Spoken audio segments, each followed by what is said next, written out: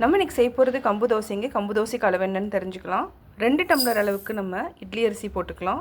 2 tumbler அளவுக்கு நம்ம கம்பு போட்டுக்கலாம்.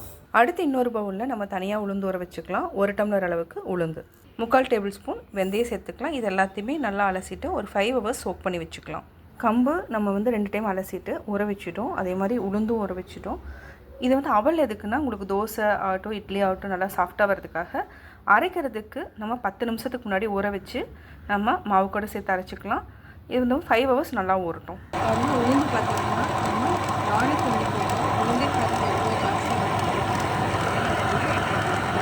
கம்பு மாவு ரெடி ஆகிடுச்சு. அதாவது 2 டம்ளர் கம்பு, 2 டம்ளர் அரிசி, 1 டம்ளர் உளுந்து, கொஞ்சமாக வெந்தயம் சேர்த்துருக்குறோம். பாருங்கள், மாவும் நல்லா புளிச்சிருச்சு. இது தோசை இட்லி ரெண்டுமே செய்யலாம். நம்ம இன்றைக்கி தோசை செய்யலாம். இதை நல்லா மிக்ஸ் பண்ணிக்கோங்க. இந்த சம்மர் டைமில் என்னென்னா ஒரு 3 to 4 ஹவர்ஸ்லேயே நல்லா புளிச்சிரும். இது 4 ஹவர்ஸ்லேயே நல்லா புளிச்சிருச்சு. நம்ம ஃப்ரிட்ஜில் எடுத்து வச்சுட்டோம். நம்ம உப்பு சேர்த்தாமையே புளிச்சிருக்கு. நம்ம உப்பு சேர்த்துக்கலாம். தேவையான அளவு நம்ம உப்பு சேர்த்துக்கலாம். மிக்ஸ் பண்ணிக்கலாம். தோசைகள் வச்சுக்கலாம். மாவு ஊற்றிக்கலாம். கல் நல்லா காஞ்சிருச்சு. இப்போ ஆயில் விட்டுக்கலாம். இதுக்கு நல்லெண்ணெய் அல்லது நெய் விட்டுக்கோங்க. சூப்பராக இருக்கும். ஹை ஃப்ளேமில் வச்சுக்கோங்க. அப்போ தான் ஓரத்தில் நல்லா இருக்கிறது வேகும். நம்ம தோசை எடுத்துடலாம்.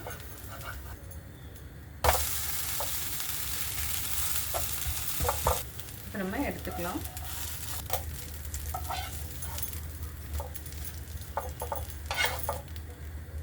இதுக்கு சூப்பராக நம்ம கருவேப்பிலை சட்னி செஞ்சுருக்குறோம். இதனுடைய லிங்க்கை நான் டெஸ்கிரிப்ஷன் பாக்ஸில் கொடுத்துறேன். அதை பார்த்து தெரிஞ்சுக்கோங்க. தேங்க்ஸ் ஃபார் வாட்சிங்.